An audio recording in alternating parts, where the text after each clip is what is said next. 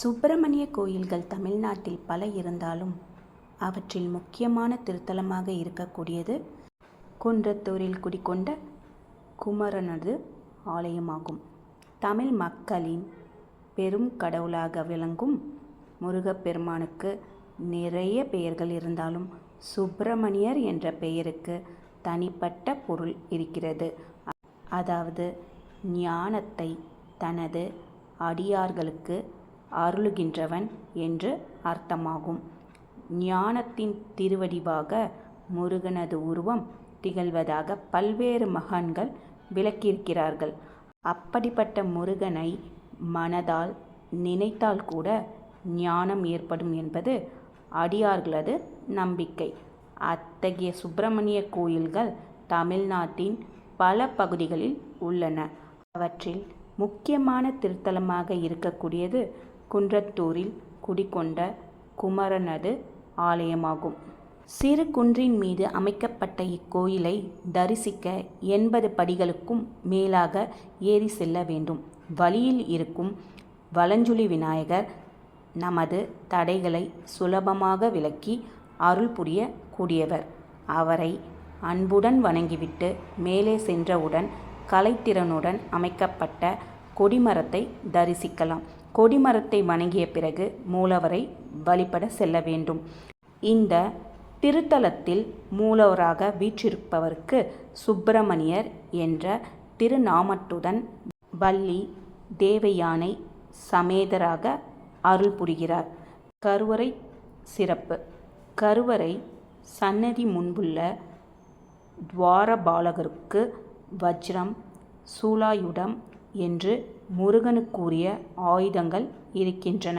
கருவறையில் முருகன், தேவானை, வள்ளி ஆகிய திருமூர்த்தங்கள் உள்ளன. கருவறைக்கு வெளியில் நின்றபடி மூவரையும் ஒரே சமயத்தில் தரிசனம் செய்வது சிரமம். காரணம், கருவறை மற்றும் சிலைகளின் வடிவமைப்பு அவ்வாறு அமைந்துள்ளது.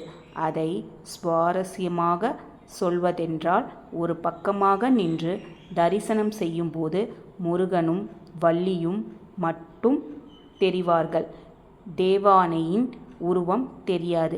இன்னொரு பக்கம் நின்று தரிசித்தால் முருகனும் தேவானையும் தெரிவார்கள்.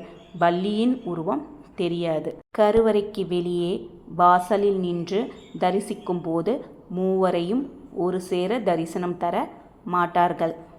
மூலவரான முருகனை மட்டுமே பார்க்க முடியும். பக்தர்களது பெரும் நம்பிக்கையானது இத்தலத்து முருகனுக்கு திருமணத் தடைகளை விலக்கக்கூடியவராக விளங்குகிறார் என்பதாகும்.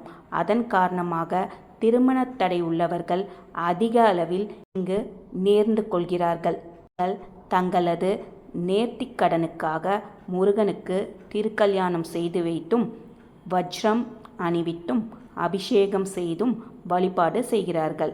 மூலஸ்தான தரிசன அனுபவம் முடிந்த பிறகு திருக்கோயிலை வலம் வர வேண்டும் என்பது ஆகம விதியாகும். அப்படி முருகனது சந்நிதியை வலம் வரும்போது கோஷ்டத்தில் தக்ஷணாமூர்த்தி, விஷ்ணு, துர்க்கை ஆகிய மூர்த்தங்கள் உள்ளன. கோயிலின் பிரகாரத்தில் காசி விஸ்வநாதர், விசாலாட்சி, பைரவர், நாகர், நவகிரக சந்நிதிகள் ஆகியவை அமைந்துள்ளன. மூலவர் சந்நிதி மீதுள்ள விமானம் ஷட்கோண அமைப்பில், அதாவது முருகனின் ஷடாஷ்டர மந்திர அலைகளுக்கு உகந்ததாக அமைந்துள்ளது.